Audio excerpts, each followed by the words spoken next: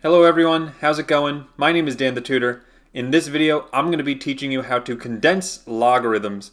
This is a famous type of problem in usually Algebra 2 or pre-calculus.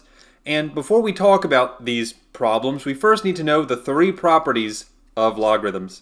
So the first property is the multiplication property. If I, for instance, have log of x plus the log of y, that is going to become log of x times y.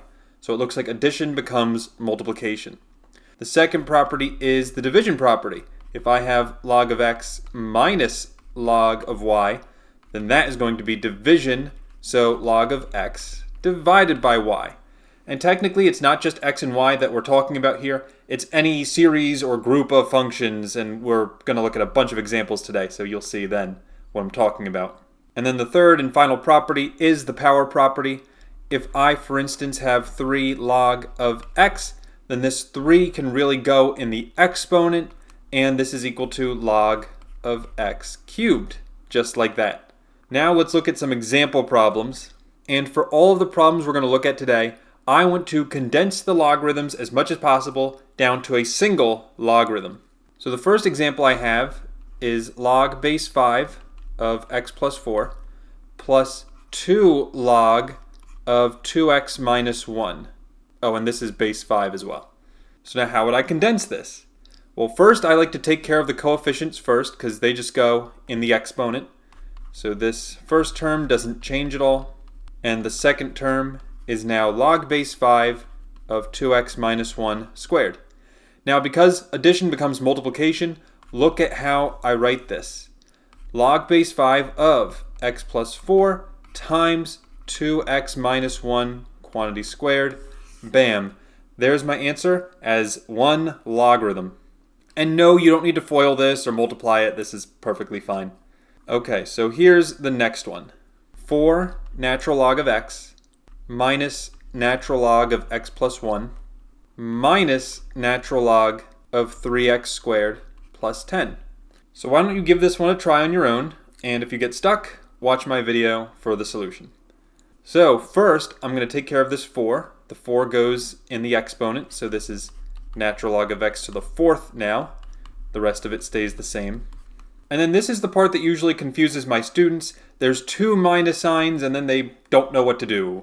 But all you got to do is, whenever you have minus, that's in the denominator. Whenever it's positive, like this natural log of x to the 4th is positive, it's in the numerator. So that means natural log of big fraction, numerator is just x to the 4th, denominator is first x plus 1 and then 3x squared plus 10. Because both of these were negative, they both go in the denominator and it will look like this. And no, I really can't simplify this anymore, so this is fine. This is the final answer. And so now, here's one more for you. Again, I encourage you to try it on your own first, and if you get stuck, you can look at my screen for the solution. So first thing I'm going to say is this 5 can be moved up to the exponent, so can this 1/2. So now the middle term is x squared to the 5th. But I know because of properties of exponents that 2 to the 5th, I can multiply those exponents together to just make it x to the 10th. Then for the other one, log base 2 of x plus 3 to the 1/2. Whenever I have a 1/2 power, we need to know that that's really just a square root. So this is what I'm looking at for that one. And then the first term, none of that changes, so that'll just stay the same.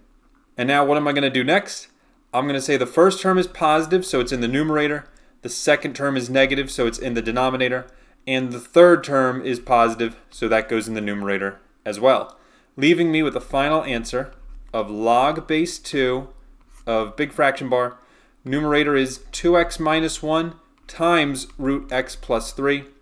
And in the denominator, it's just x to the 10th. And there we go. There's our final answer. And that's it.